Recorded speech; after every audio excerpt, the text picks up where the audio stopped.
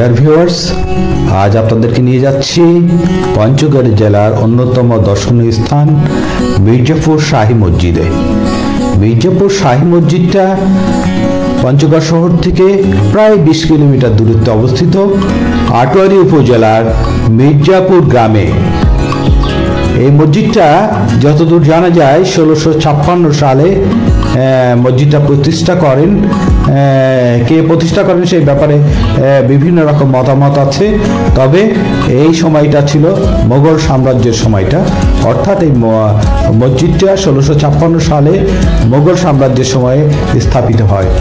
তো এই মসজিদটা দেখলে আপনারা বিমোহিত পড়বেন, বিশেষ করে বাইরের যে কারুকাজ এবং সৌন্দর্য, ওয়ালের যে বা রঙের যে কারুকাজ আপনাকে মুগ্ধ করতে বাধ্য।